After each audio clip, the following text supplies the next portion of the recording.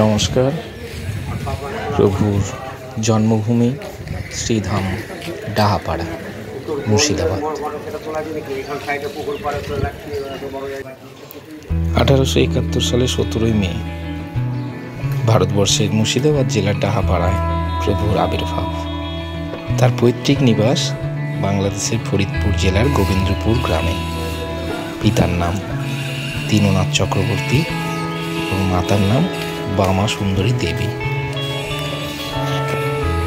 আশ্রম ও মন্দিরের চারপাশে সবুজ আমের বাগান এবং বকুল ফুল ও বিখ্যাত চালতা গাছ সহ বিভিন্ন ছায়াময় গাছ রয়েছে, যা ভারতের মহানাম সম্প্রদায় দ্বারা প্রতিষ্ঠিত প্রভু জগৎবন্ধু কেন্দ্রগুলির বৈশিষ্ট্য এবং প্রতীক। ডাহাপাড়া আশ্রম মন্দির প্রাঙ্গণ থেকে অল্প দূরত্বে পবিত্র ভাগীরথী নদী বয়ে চলেছে।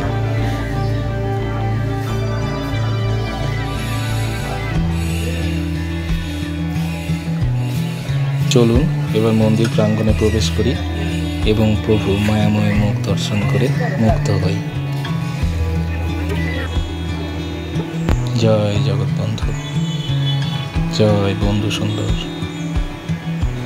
ব্রজলীলা গৌর লীলা মহাসম্মিলন, হরি পুরুষ জগৎবন্ধু মহা উদ্ধারণ। প্রতি বছর প্রভুর জন্মোৎসবে এখানে ভক্ত সমাগম চোখে পড়ার মতো।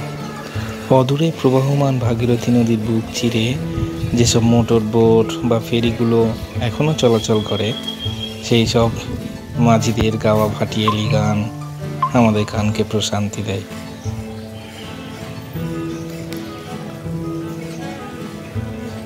এখানে প্রভু জগৎবন্ধু সুন্দরের রন্ধনশালা এবং দূর দূরান্ত থেকে আগত ভক্তদের ভোজনের সুব্যবস্থা রয়েছে, তাও আবার বিনা পয়সায়।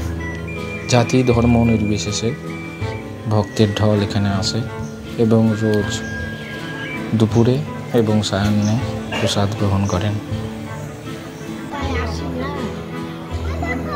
প্রভু জগৎবন্ধু সুন্দরের মন্দিরের সর্বোচ্চ শিখর।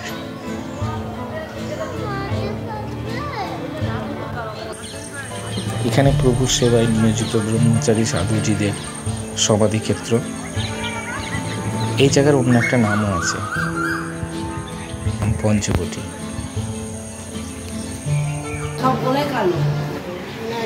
আমরা চলে এসেছি প্রভুর গোশালায়। গরুর সংখ্যাও নিতান্ত কম না।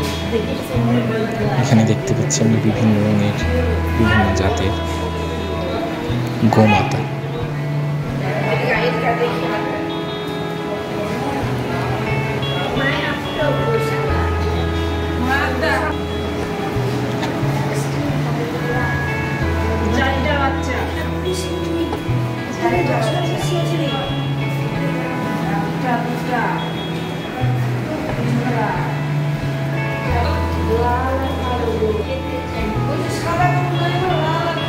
জয় ভগবান, জয় গৌমাতা।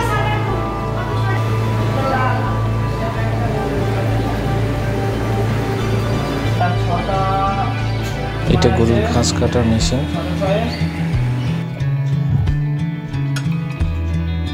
প্রভু নিজস্ব সবজি ক্ষেত এবং ফলের বাগান। এখানে নানা রকমের ফলের গাছ আছে। এটা প্রভুর মন্দিরের 2 নম্বর গেট বা এক্সিট গেট।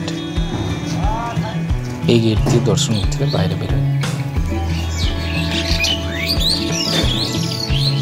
অদ্ভুত নিখুঁত কারিগরি, উৎকৃষ্ট ভাস্কর্যের অদ্ভুত মনোরম নিদর্শন।